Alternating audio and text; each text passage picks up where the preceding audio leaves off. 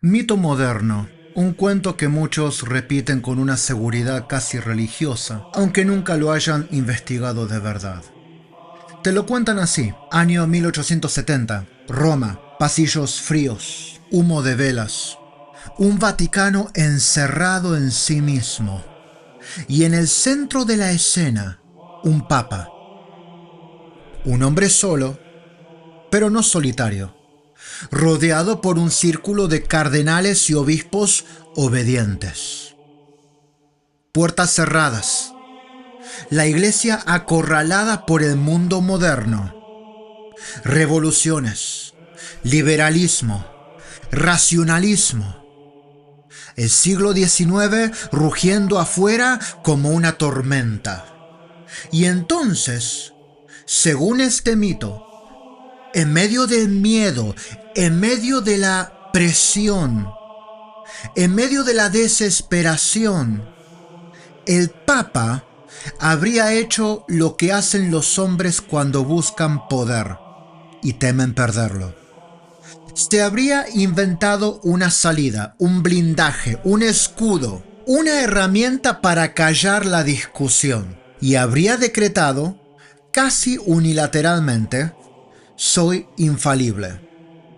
En todo, siempre. En lo que digo, en lo que hago, en lo que pienso, en lo que decido. Así te lo cuentan, especialmente los protestantes, como si fuera un acto de megalomanía, como si el cristianismo de repente hubiera cambiado su ADN puertas adentro del Vaticano por un capricho político, como si en 1870 alguien hubiera apretado un botón y hubiera fabricado una doctrina nueva, como los protestantes dicen que hacemos. Ese es el relato. Y te digo algo, ese relato tiene éxito por una razón, porque suena verosímil, porque encaja perfecto con una caricatura protestante de Roma. Porque es fácil de aceptar, fácil de digerir, fácil de tragar, porque te permite descartar todo de un plumazo sin mirar la Biblia, sin mirar la historia, sin mirar el mundo real. ¿Te suena? Pero ahora hagamos algo que casi nadie hace. Apaguemos el mito y encendamos los hechos. ¿Qué te parece? Concilio Vaticano I. Esta no fue una reunión clandestina de unos pocos. No fue un papa decidiendo solo. Fue un concilio ecuménico, convocado públicamente, con cientos de obispos de todo el mundo católico. No algunos, cientos. Aproximadamente 700 padres conciliares participaron del concilio a lo largo de todas sus sesiones. Y en la votación final de la definición, los números no se parecen en nada al mito que acabamos de relatar. 533 votaron a favor, 2 votaron en contra. 2, no 200, no un país entero resistiendo. 2. Y esto importa por una razón. Porque no es porque la mayoría haga verdad, no, sino porque destruye la narrativa de una imposición unilateral. Pero todavía falta lo más importante. Porque incluso si fueran 1000 a favor, todavía tendríamos que responder a lo principal, al meollo de la cuestión. ¿Qué definieron exactamente? Porque el mito dice infalible en todo lo que dice y hace, pero el texto definido por el concilio es lo contrario de esa caricatura.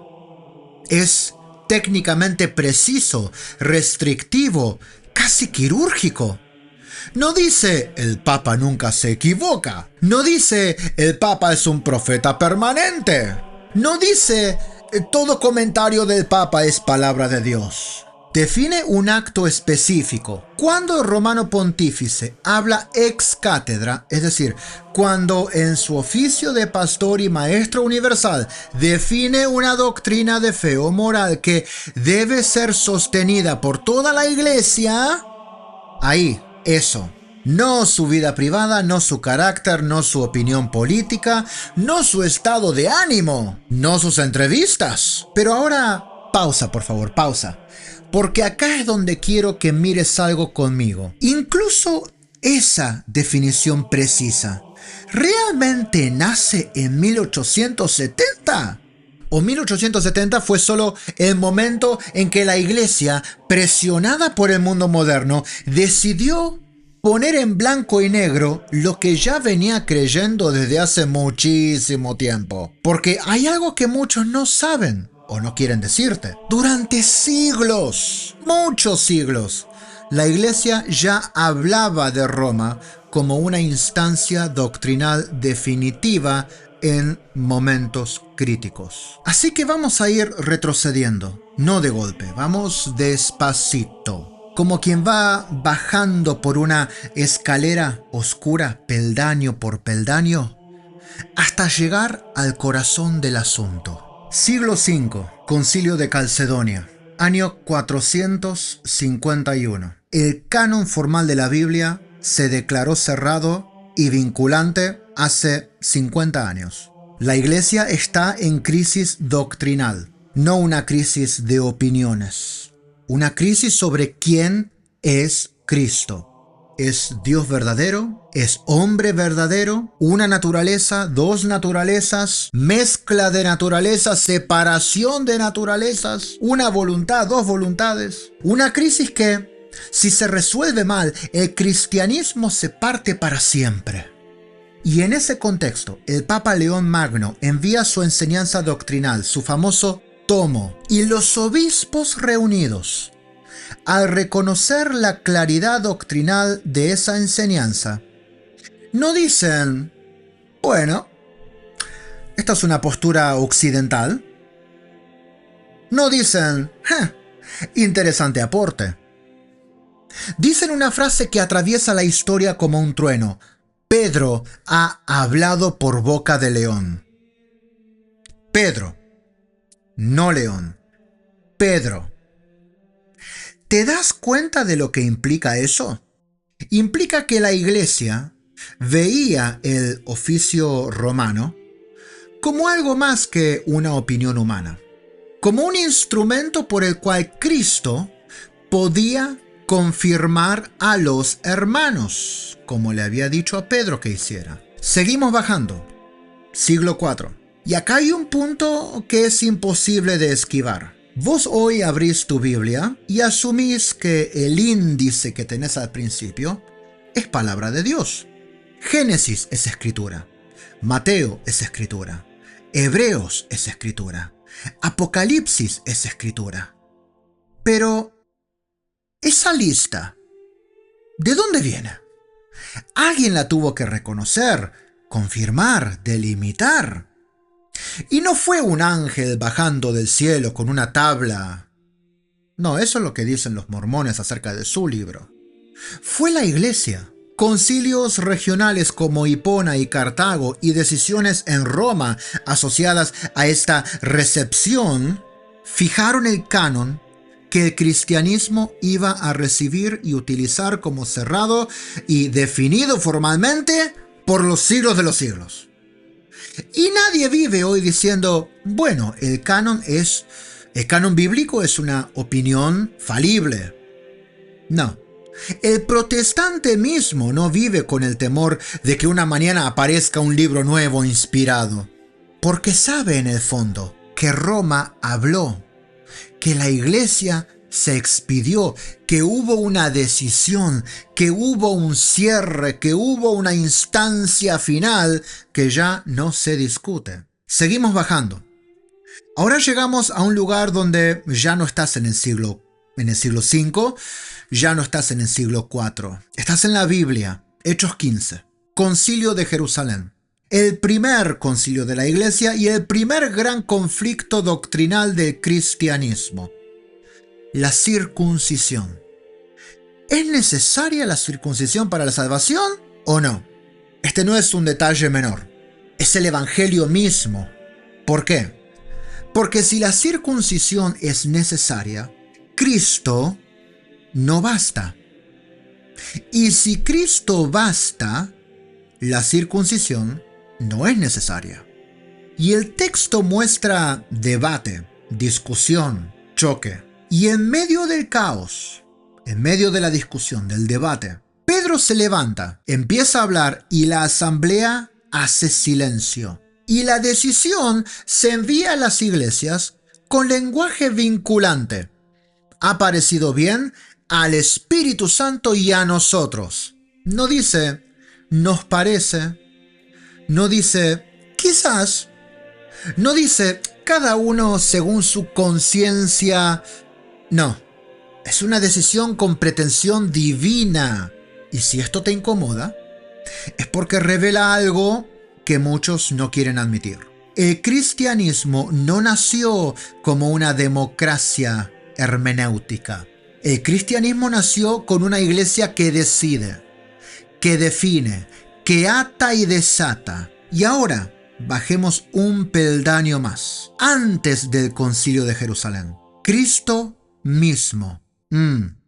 Mateo 16, las llaves. Sí, ya sabes. Si sos protestante estabas esperando que hable de esto. Pero eso no es poesía. No es una metáfora decorativa. Las llaves en la Biblia son autoridad real. Isaías 22. Anda en tu Biblia a Isaías 22. El mayordomo del reino davídico recibía las llaves. Lo que el mayordomo abría, nadie cerraba. Lo que cerraba, nadie abría. ¿Te suena esa frase? Jesús toma ese símbolo de gobierno y lo pone sobre Pedro. Y luego al colegio apostólico le da la autoridad de atar y desatar. Y acá viene un detalle que muchos ignoran, algunos adrede. Atar y desatar en el siglo I, en el judaísmo del siglo I, no es lenguaje romántico, es un lenguaje rabínico y jurídico, es un término técnico. Significa declarar algo obligatorio o prohibido. Significa dictar norma. Significa definir. Significa cerrar la discusión. Pero todavía no terminamos. Es más, esto recién empieza. Porque ahora vamos a un texto que, si lo lees sin filtros modernos, debería ser escandaloso para el protestante anticatólico. Mateo 23.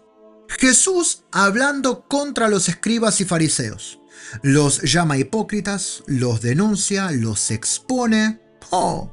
Fuertísimo ese capítulo. Y sin embargo comienza diciendo, en la cátedra de Moisés se sientan los escribas y fariseos. Haced y guardad todo lo que os digan, pero no hagáis conforme a sus obras. Escucha la distinción, porque esto es una cuchillada. Una cosa es lo que hacen, y eran un desastre. Otra cosa es lo que enseñan desde la cátedra. Jesús no está diciendo que son santos o que van con coronita. No. Está diciendo que cuando ejercen la función doctrinal institucional, el pueblo debe obedecer.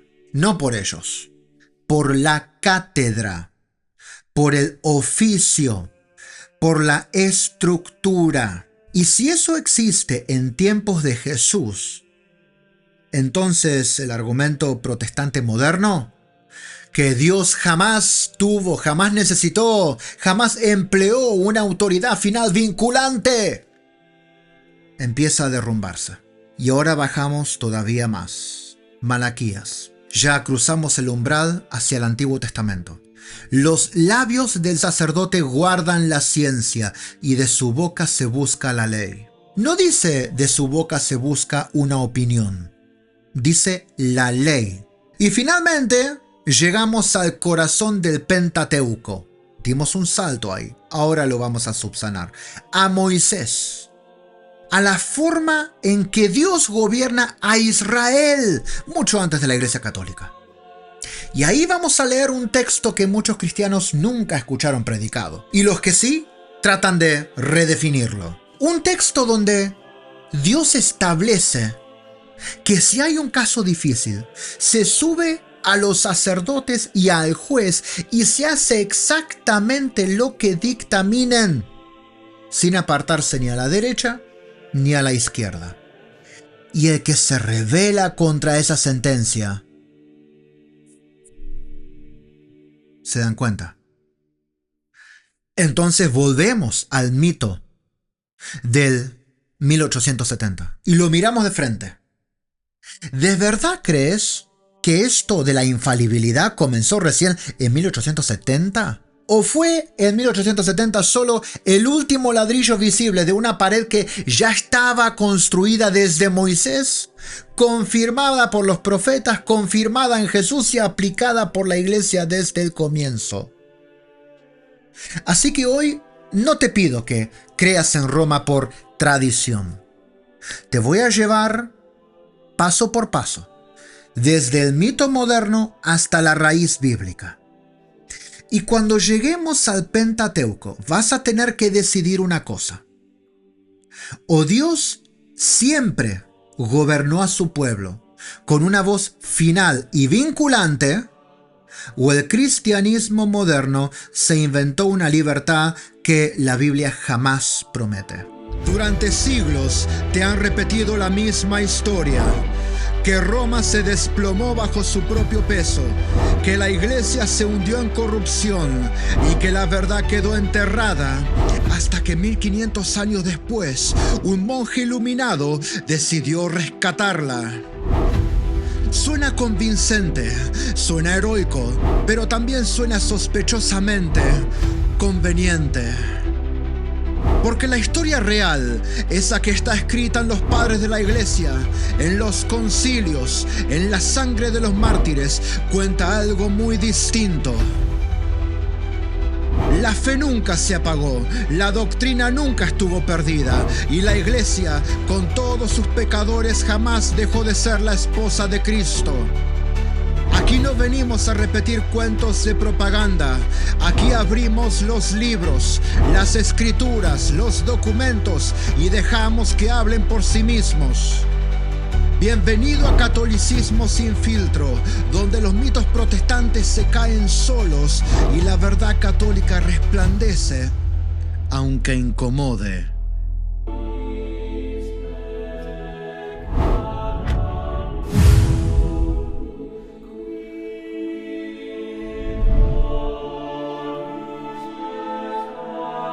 Antes de que alguien intente escapar por la salida fácil, antes de que alguien venga a decirme, no, pero los sacerdotes del Antiguo Testamento eran corruptos, entonces todo el sistema era falible, eso de la infalibilidad entonces no existía. Antes de eso tenemos que hacer algo muy honesto. Tenemos que mirar la Biblia sin idealizarla, porque el Antiguo Testamento no es propaganda clerical. No es un panfleto a favor del sacerdocio, es brutalmente realista. Si alguien cree que la autoridad institucional en Israel dependía de la virtud personal del sacerdote, la misma ley lo desmiente. Abrí tu Biblia en Levítico capítulo 4, no en los relatos históricos, en la ley misma, en el corazón del sistema mosaico, Levítico 4:3. Si el sacerdote ungido pecare, y acá detenete, frenemos ahí. Porque no dice en el improbable caso de que un sacerdote perfecto cometa un desliz o alguna ambigüedad. No. La ley contempla desde el inicio que el sacerdote puede pecar. No cualquier sacerdote, no está hablando de sacerdotes paganos, el sacerdote ungido, el que ha sido consagrado, el que ha recibido la investidura sagrada, el que ha heredado el sacerdocio por el linaje de Aarón. El texto no lo protege con una ilusión de impecabilidad. La ley misma prevé su caída, es decir, el sistema fue diseñado sabiendo que el hombre que lo ocupaba podía llegar a fallar, que era un hombre, que era pecador.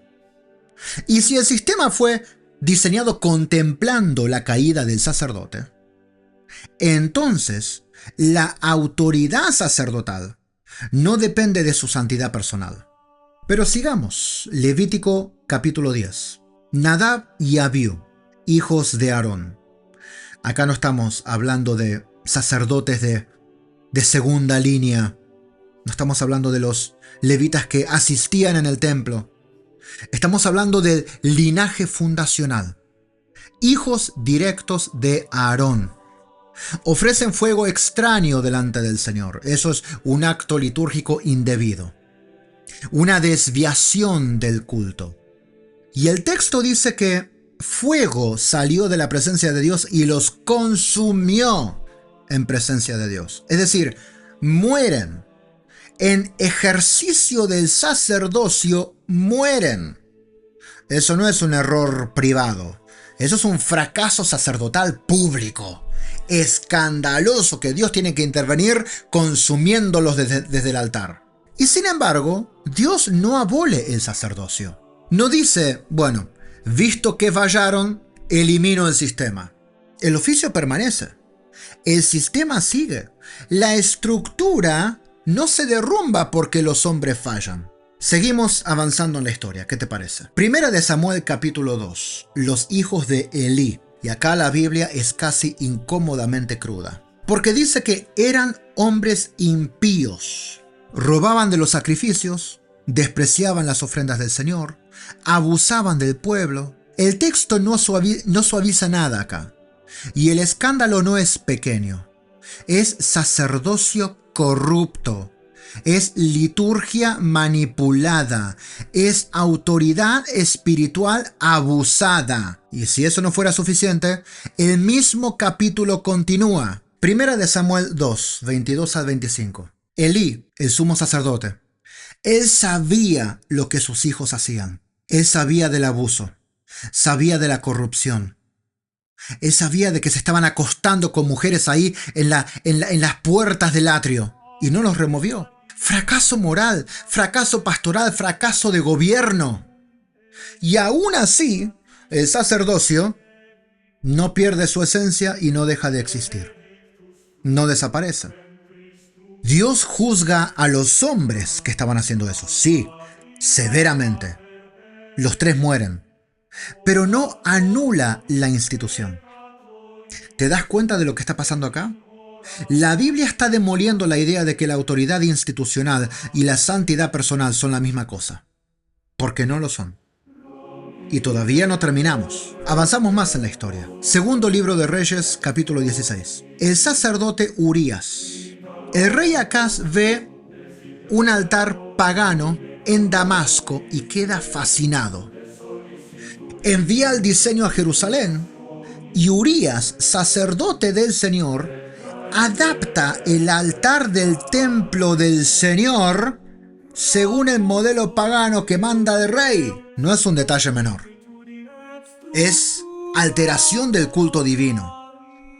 Es concesión a la influencia extranjera. Es contaminación litúrgica. Y aún así,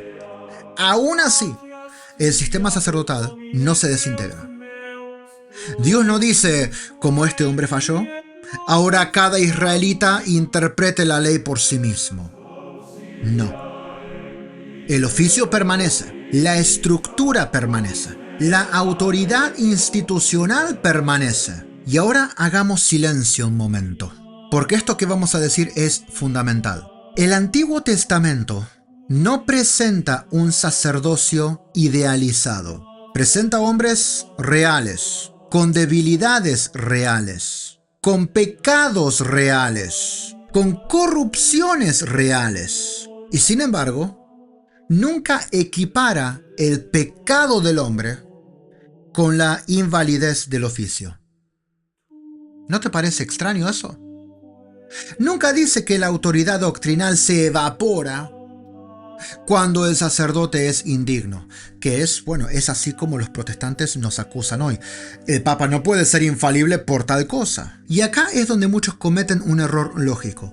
Ven corrupción y concluyen, el sistema era falible. No había autoridad infalible, porque hasta los sacerdotes podían ser corruptos. Pero la Escritura hace otra distinción. El hombre puede fallar, el oficio permanece.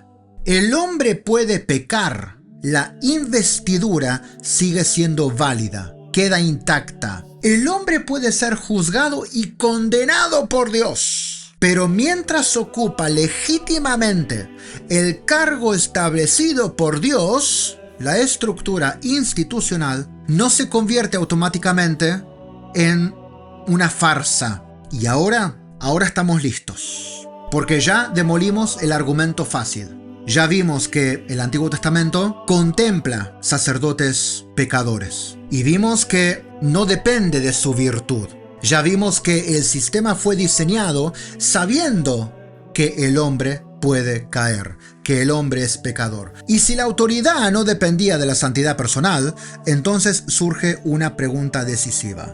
¿Qué pasaba cuando ese sacerdote, pecador y todo como estaba, pronunciaba una sentencia doctrinal final? Ahí está el meollo del asunto, ahí está la bomba, y es ahí donde vamos a ir ahora. Vamos a ir directamente a Deuteronomio 17, no a una opinión rabínica. Vamos a ir al texto mismo.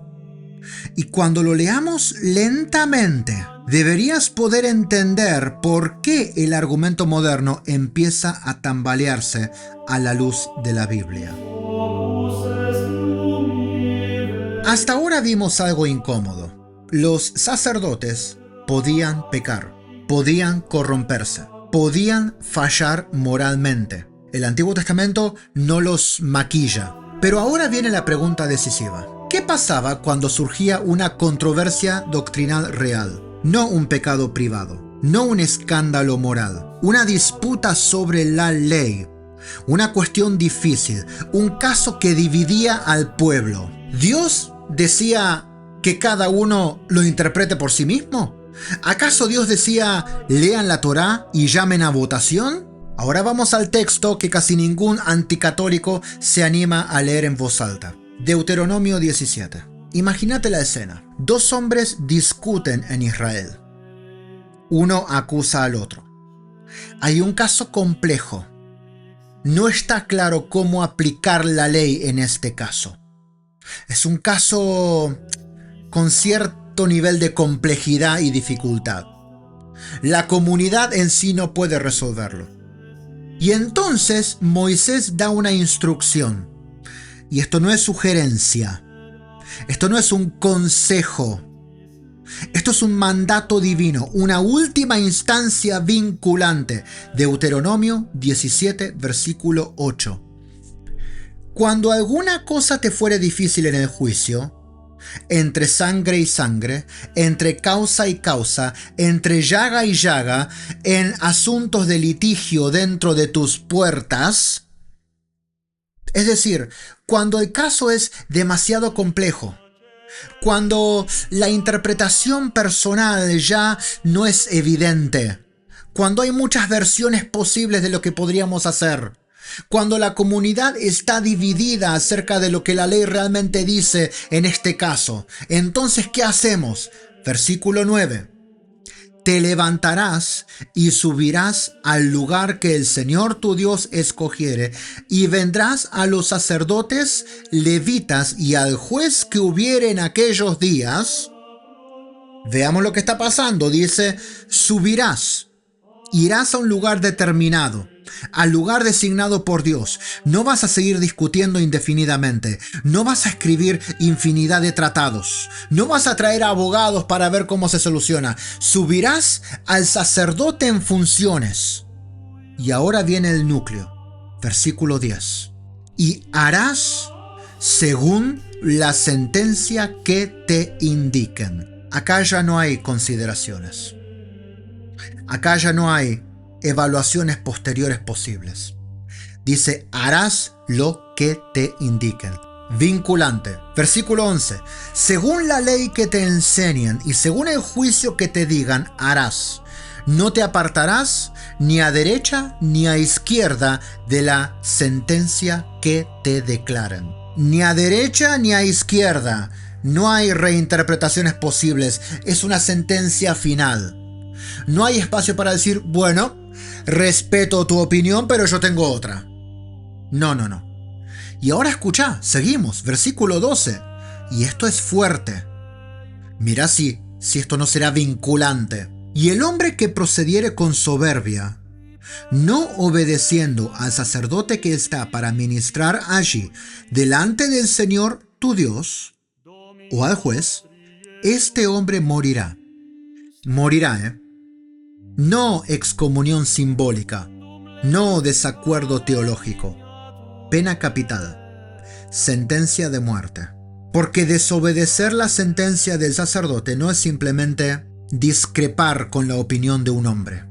Es rebelarse contra la estructura que Dios mismo estableció.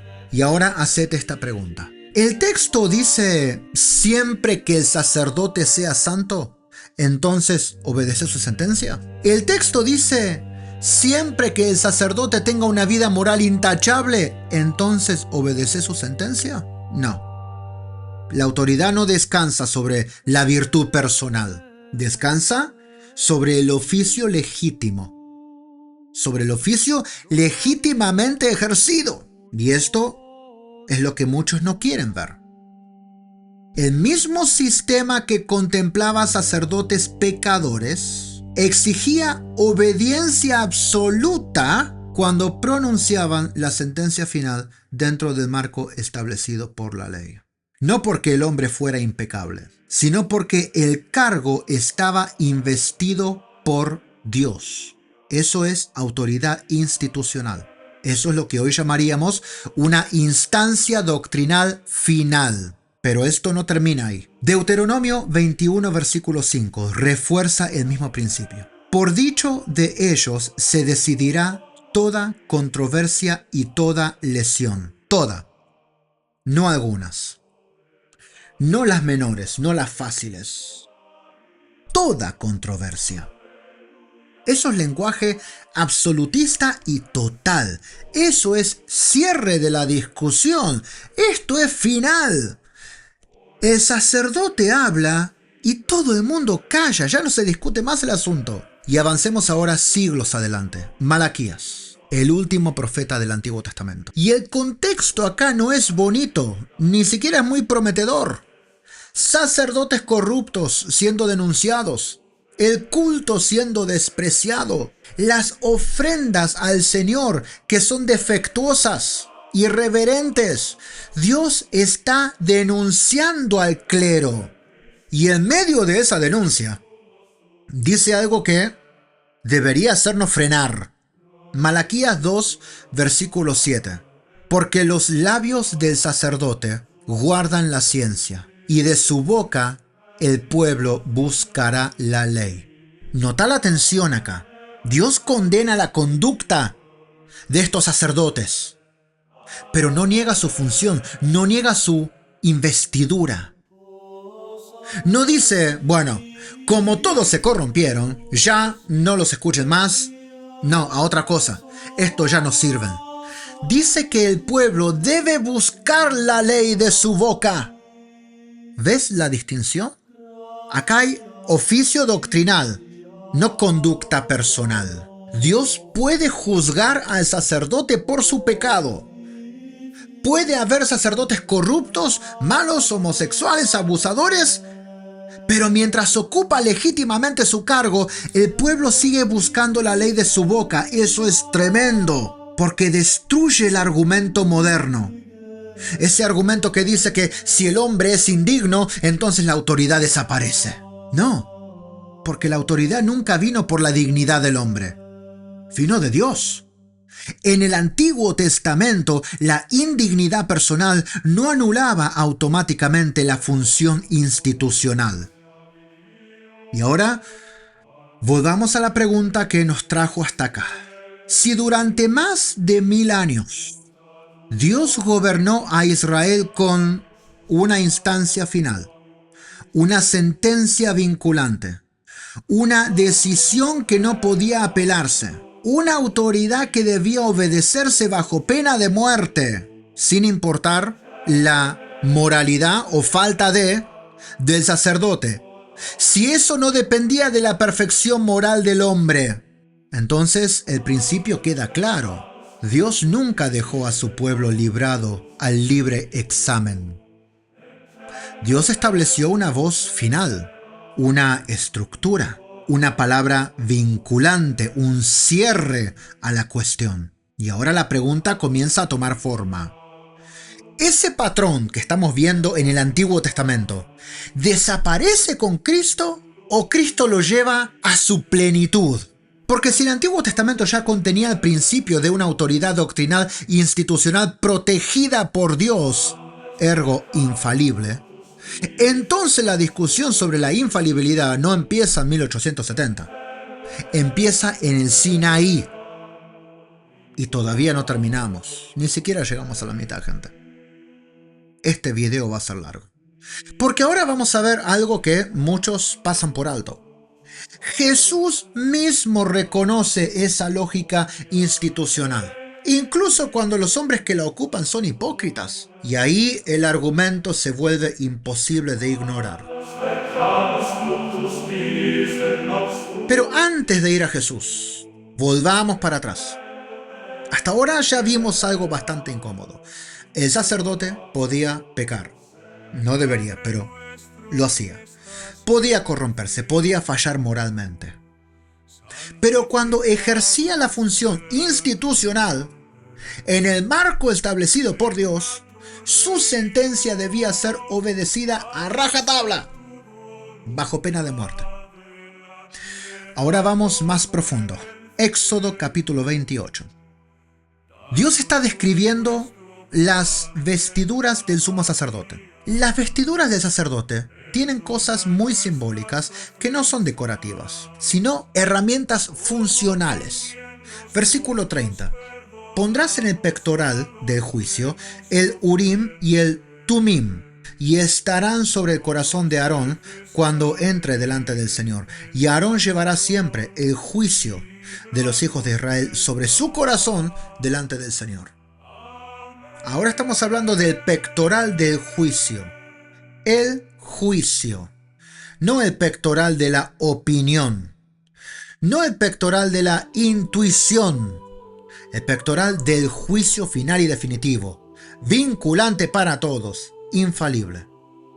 Este juicio está ligado al Urim y al Tumim. No sabemos exactamente con precisión matemática cómo funcionaban, pero sabemos qué representaban. Representaban el medio por el cual el sumo sacerdote consultaba el juicio de Dios en situaciones decisivas. No era carisma espontáneo. No era iluminación privada.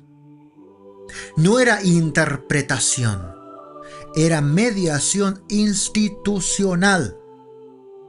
Dios había atado su juicio a un oficio. Ahora avancemos. Números 27. Moisés está por morir. El mayor líder de la historia de Israel. El hombre que habló con Dios cara a cara. Y Dios designa a Josué como sucesor. Pero mira lo que dice el texto. Porque esto es importante también. Porque este hombre era el sucesor de Moisés. Versículo 21. Él se presentará delante del sacerdote Eleazar, quien consultará por él el juicio del Urim delante del Señor. Por el dicho de él saldrán y por el dicho de él entrarán. Ahora, detengámonos ahí. Josué, sucesor de Moisés, no podía decidir solo. Él no gobernaba por inspiración privada. Dios hablaba con él, pero incluso él depende del juicio mediado por el sumo sacerdote. Eso destruye la idea del liderazgo puramente carismático. No, eso no existía en Israel. En Israel, la última instancia no era el rey, no era el líder militar, no era el más popular, no era el más sabio. Era el sumo sacerdote en ejercicio legítimo. Ahí está la investidura, ahí está la infalibilidad. Y ahora suma esto a lo que ya vimos en Deuteronomio 17. Si alguien desobedecía la sentencia del sacerdote en un caso difícil, ¿te acuerdas lo que pasaba? Moría. Pena capital. Significa que el sumo sacerdote estaba por encima de los líderes civiles. Estaba por encima del rey incluso, cuando se trataba de juicio doctrinal, cuando se trataba de la aplicación de la ley de Dios. Y su decisión era vinculante como palabra de Dios. Ahora pensemos esto con precisión teológica. Si el pueblo debía obedecer bajo pena de muerte, si el mismo rey debía someterse, si la sentencia era definitiva, entonces esa sentencia no podía ser errónea. No podía ser errónea, porque Dios no puede obligar a su pueblo a obedecer un error bajo pena capital. Dios no va a decir, obedezcan esta decisión o mueran, y al mismo tiempo permitir que esa decisión sea falsa y condene al pueblo. Eso implicaría que Dios mismo garantiza la obediencia a un error. Entonces llegamos a una conclusión inevitable. Por indigno que fuera el sacerdote, por pecador que fuera el sacerdote, por limitado intelectualmente que fuera el sacerdote, cuando hablaba bajo la investidura recibida, declarando el juicio divino en el marco establecido por la ley, Dios lo asistía y su juicio era infalible. El hombre podía ser un desastre, pero el acto institucional estaba protegido por una asistencia divina particular. Dios garantizaba que lo que fuera declarado como juicio final fuera realmente su juicio. Un hombre pecador, no impecable, no perfecto, pero que cuando ejerce un acto específico de su oficio, definiendo una cuestión doctrinal que obliga a todo el pueblo, es asistido por Dios, de modo tal que lo que define es irreformable y verdadero. Escuchemos ahora el texto definido en el Concilio Vaticano I. Definimos que el romano pontífice, cuando habla ex cátedra, es decir, cuando ejerciendo su oficio de pastor y doctor de todos los cristianos, en virtud de su suprema autoridad apostólica, define una doctrina acerca de la fe o de las costumbres que deben ser sostenidas por toda la Iglesia, goza por la asistencia divina prometida a él en la persona del bienaventurado Pedro, de aquella infalibilidad con que el divino Redentor quiso que estuviera dotada su iglesia al definir doctrina de fe y costumbres, y por tanto tales definiciones son irreformables por sí mismas. Acá no dice que el Papa es impecable. No dice que todo lo que diga sea revelación divina. Dice que en un acto específico, bajo condiciones específicas, ejerciendo un oficio específico, es asistido por Dios para no cometer error, para que su definición no tenga error. Exactamente el mismo principio que vimos en el Antiguo Testamento. Si todo lo anterior ya te incomodó, y espero que te haya incomodado si sos uno de esos protestantes anticatólicos, esto directamente desarma la objeción moderna. Vamos a Cristo mismo. Mateo 23, uno de los capítulos más duros del Evangelio. Jesús acá no está siendo amable. Si lees el capítulo te das cuenta que no está negociando, no está suavizando las cosas, está denunciando. A los escribas y a los fariseos los llama hipócritas, sepulcros blanqueados, ciegos guías de ciegos, los llama serpientes, los llama generación de víboras. Y ahora escucha lo que dice antes de empezar su denuncia. Mateo 23, 2 al 3. En la cátedra de Moisés se sientan los escribas y fariseos. Haced y guardad todo lo que os digan, pero no hagáis conforme a sus obras. Léelo despacio. En la cátedra de Moisés se sientan. La cátedra es un símbolo de autoridad docente. Es la sucesión institucional de Moisés como intérprete autorizado de la ley. Y Jesús reconoce que estos hombres, hipócritas, corruptos moralmente, inconsistentes en sus argumentos contra Jesús, están sentados en esa cátedra. Y ahora viene lo que muchos intentan ignorar. Dice, haced y guardad todo lo que os digan. Todo. No, si te parece que están hablando de manera inspirada. Dice todo lo que les digan. Hagan todo. Y después viene la distinción, pero no hagan conforme a sus obras, porque ellos dicen y no hacen. Son hipócritas. Y ahí está la línea que divide todo el debate. Jesús distingue claramente entre la función doctrinal que ejercen desde la cátedra y la conducta personal que contradice lo que enseñan. Jesús no dice que son santos. Por favor, lee Mateo 23. Todo lo contrario. No dice que son modelos morales. No, específicamente dice no hagan lo que ellos hacen. Jesús dice que cuando enseñan desde la cátedra de Moisés deben ser obedecidos. Si los escribas y fariseos enseñaran error doctrinal desde esa cátedra, ¿habría dicho Jesús, hagan todo lo que les digan? No, obviamente que no. Habría dicho, escúchenlos excepto cuando se equivocan. Al final, cada uno es su propio juez. Disciernan lo que es correcto. Compárenlo con la conciencia individual. Cada uno es su propio juez. Pero no dice nada de eso. Dice, haced y guardad todo lo que os digan. Eso solo tiene sentido si cuando enseñan oficialmente desde esa posición institucional están protegidos de error en su función docente. Jesús reconoce que existe una autoridad institucional que transciende la moralidad personal del hombre que la ocupa. Y ahora viene algo más profundo todavía.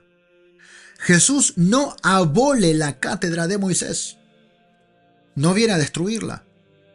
No viene a declarar rebelión contra la cátedra de Moisés porque está ocupada por hipócritas. No dice a partir de ahora cada uno interprete la ley por sí mismo. Estos tipos son corruptos e hipócritas, no pueden escucharlos a ellos. No. Lo que hace es preparar el terreno para una nueva estructura. Porque si él reconoce la lógica institucional de la cátedra de Moisés, entonces no es lógico pensar que el reino que él inaugura funcione con menos estructura, con menos garantía, con menos infalibilidad. La nueva alianza no puede ser inferior a la antigua. No es más caótica. No es más fragmentada. No tiene menos luz. No es más débil en autoridad. Porque si los escribas y fariseos, hombres moralmente corruptos, podían ejercer una función doctrinal vinculante desde la cátedra de Moisés, ¿por qué sería entonces impensable que Cristo haya establecido una instancia similar, ahora en la nueva alianza, pero perfeccionada? Si lo que vimos hasta acá, lo que vimos hasta ahora, ya es fuerte, esto que vamos a ver ahora es directamente perturbador, porque no estamos hablando de un sacerdote del Antiguo Testamento remoto. No estamos hablando de los tiempos de Moisés. Estamos en el Evangelio, en el momento más oscuro de la historia, el complot para matar a Jesús. Juan capítulo 11. Jesús acaba de resucitar a Lázaro. ¿Se acuerdan? La multitud lo sigue. La multitud va a ver a Jesús por causa de Lázaro. Va a verlo a Lázaro. La tensión política aumenta. Los líderes religiosos entran en pánico. Y el texto dice que se reúne el Sanedrín para ver qué iban a hacer con Jesús y con Lázaro. No estaban buscando verdad. Se reúnen porque temen perder el poder. Temen que Roma intervenga. Temen que el pueblo se incline definitivamente hacia Jesús, el que resucita a los muertos. Y en medio de esa reunión aparece Caifás, el sumo sacerdote de ese año. No un hombre santo. No, este hombre no era una pinturita, era un desastre. No era un hombre humilde, al contrario.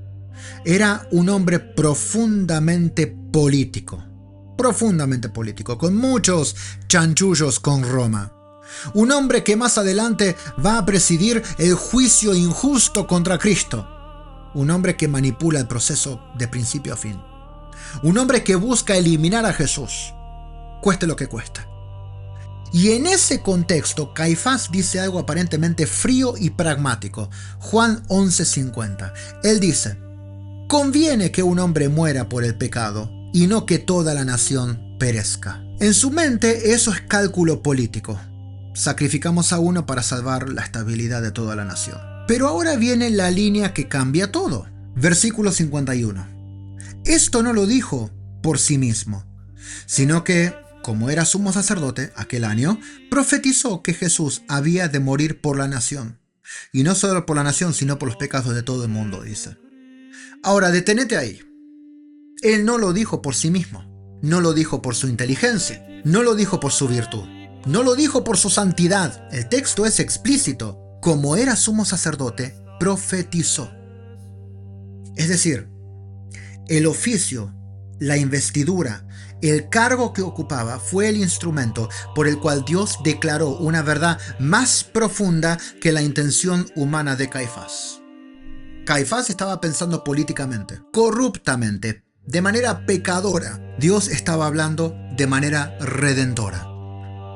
Caifás quería preservar su poder. Dios estaba anunciando la expiación universal. El hombre era perverso. La declaración fue verdadera e infalible. Y el Evangelio no dice que fue coincidencia. Dice que esto pasó por su condición de sumo sacerdote. Eso es teológicamente devastador, porque demuestra que Dios puede usar la función institucional de un hombre indigno para pronunciar verdad infalible. No porque el hombre sea santo, ni porque algo ontológico se haya vuelto divino en él, sino porque está investido. Caifás no sabía que estaba proclamando la teología de la sustitución vicaria. No estaba haciendo un tratado soteriológico acerca de Jesucristo, pero sin saberlo, estaba pronunciando una verdad que sería proclamada por siglos. Uno muere por todos. Y Juan dice que eso fue profecía. Ahora pensalo.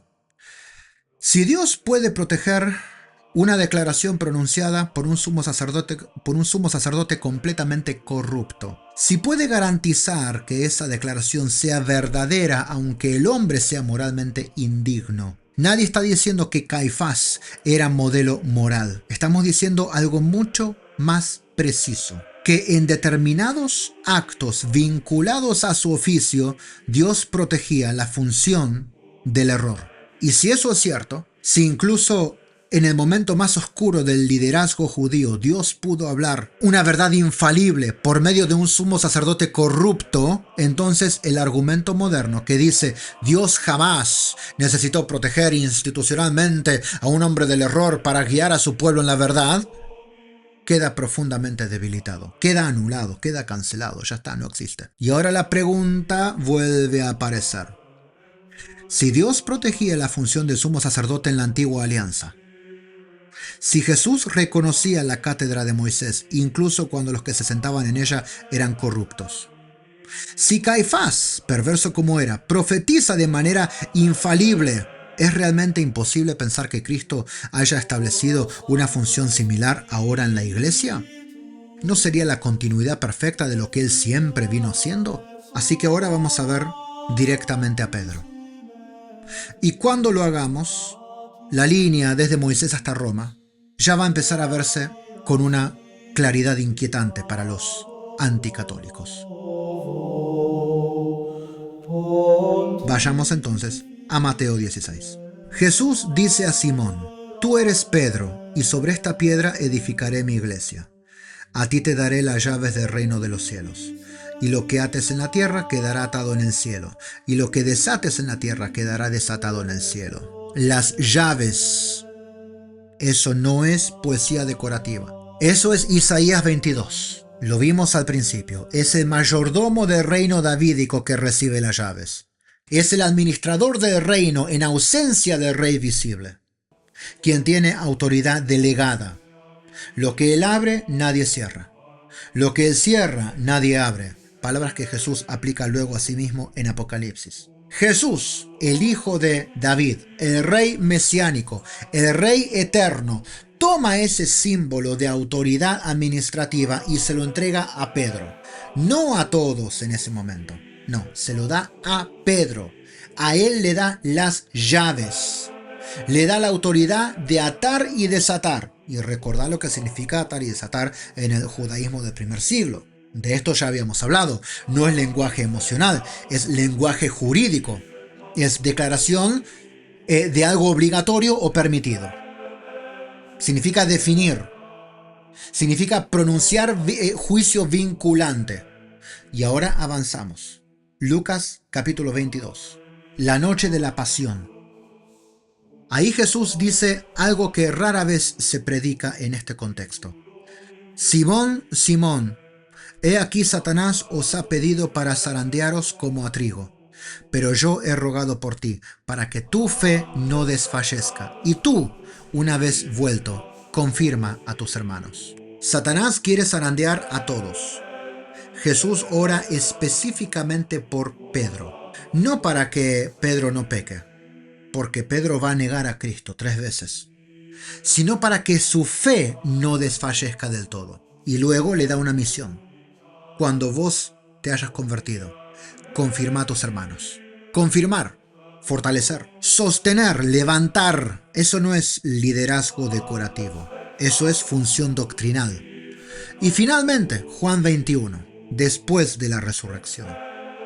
3 veces Jesús le dice: apacienta mis ovejas. No tus ovejas, las mías. Cristo le entrega el cuidado pastoral universal a Pedro, como el mayordomo recibía del rey las llaves, como Pedro recibió de Cristo las llaves. No como dueño, sino como pastor delegado.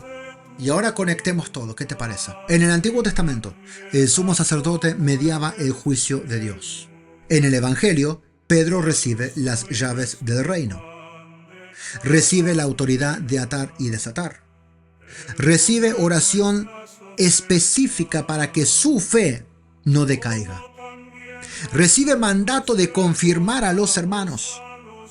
Recibe encargo de apacentar el rebaño de Cristo. La lógica bíblica acá no es ruptura, es continuidad y plenitud con lo que venimos viendo del Antiguo Testamento. No es antes había autoridad institucional, ahora hay libre interpretación de las Escrituras. No. Es antes había una cátedra de Moisés, ahora hay una iglesia edificada sobre Pedro. La nueva alianza no es más débil, es más plena. Y si el patrón divino siempre fue autoridad institucional más asistencia divina en actos vinculantes, es decir, infalibilidad, entonces la pregunta ya no es ¿por qué existe el dogma de la infalibilidad papal? No, la pregunta acá sería ¿cómo podría no existir algo equivalente en la iglesia fundada por Cristo? Durante más de 1500 años, Israel tuvo una autoridad doctrinal final, vinculante, protegida del error, protegida por Dios de todo error, infalible. Desobedecerla costaba la vida.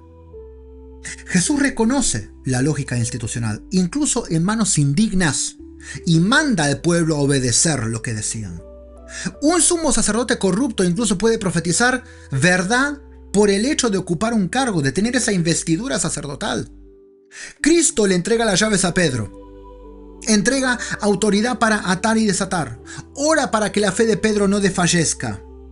Le encomienda confirmar a los hermanos.